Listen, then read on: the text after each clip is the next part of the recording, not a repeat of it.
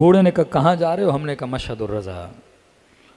کہنے لگا کہ میں ہر سال امام رضا کی زیارت کو جاتا تھا، لیکن چند سالوں سے نابینا ہو گیا ہوں، اب آنکھوں میں طاقت نہیں، نہ کوئی بیٹا ہے نہ کوئی اولاد ہے، بس اس راستے پہ آ کے بیٹھ جاتا ہوں، مولا کی زیارت کو تو نہیں جا سکتا لیکن حسرت پوری کرتا ہوں امام کے زائروں سے باتیں کر کر کے۔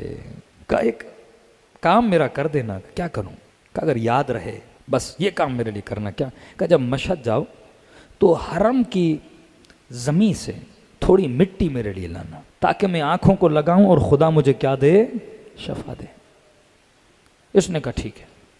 یہ جماعت کہتا ہے میں مشہد گیا، امام رضا کی زیارت کی، دوستوں کے ساتھ قافلے کے ساتھ گھل مل گئے، واپسی نے شاپور پہنچا، اچانک میری نگاہ اس بوڑھے پہ پڑی، مجھے یاد آیا میں تو مٹی لانا بھول گیا۔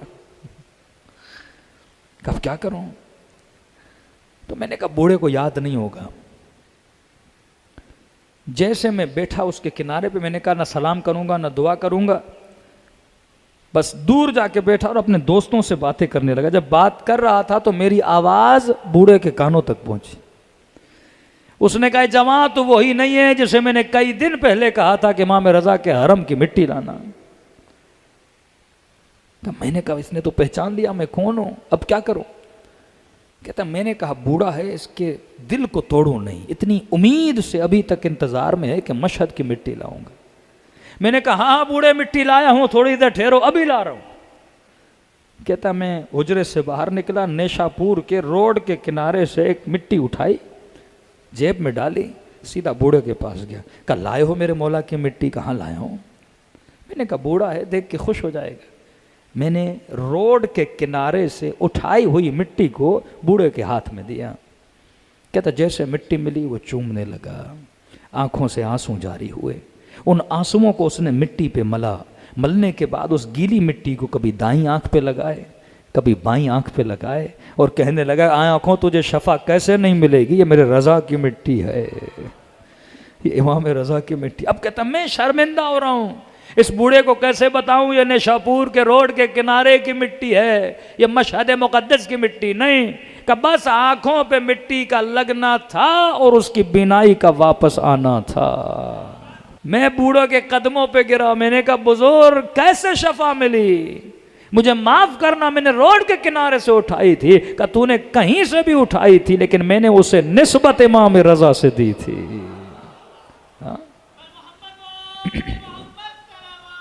اللہم صلی علی محمد، میں نے اسے یا علی، میں نے نسبت اسے امام رضا سے دی تھی۔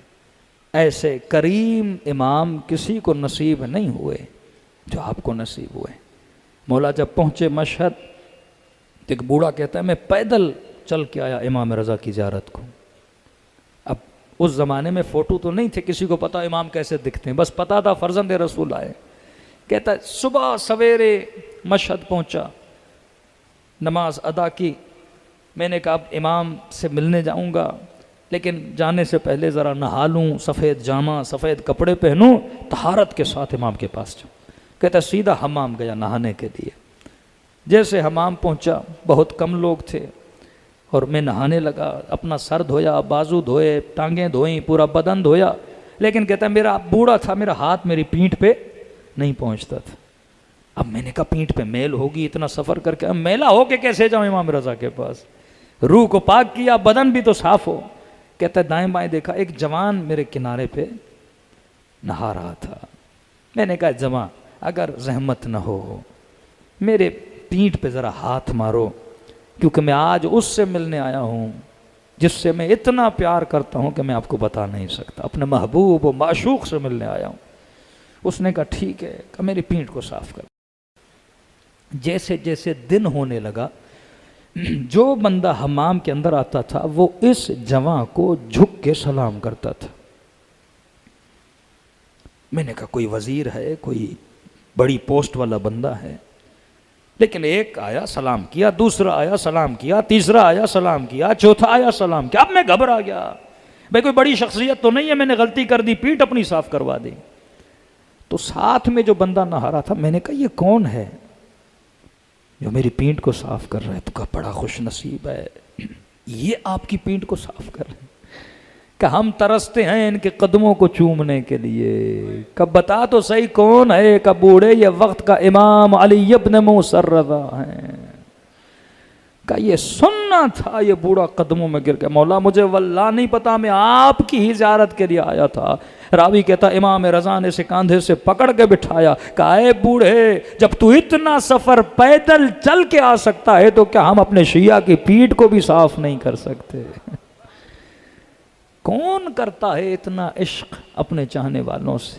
آغا اصفہانی جب بیٹے کے خواب میں آئے تو فرمایا بابا اگر دنیا میں ایک دن پلٹایا جائے کون سا کام کرو گے؟ ایک دن ملے تو عرض کی بیٹا ایک دن اگر پلٹایا جائے میں حضرت امام رضا کی زیارت کو جاؤں گا. کہ بابا وہ کیوں؟ کہ تجھے نہیں پتا لذت زیارت رضا کا. نماز کا بھی صلہ ملا, ہر عبادت کا صلہ اپنی جگہ, لیکن کہا میرے لال ہر ایک زیارت کے بدلے میں امام رضا 3 مرتبہ مجھ سے ملنے کے لیے آئے. اب تصور کرو اگر 40 مرتبہ ان کی زیارت کو گیا اور ہر 40 کے بدلے میں 3 مرتبہ مجھ سے ملنے کے لیے آئے تو میرے برزخ کا سفر کیا ہو گیا؟ آسان ہو گیا.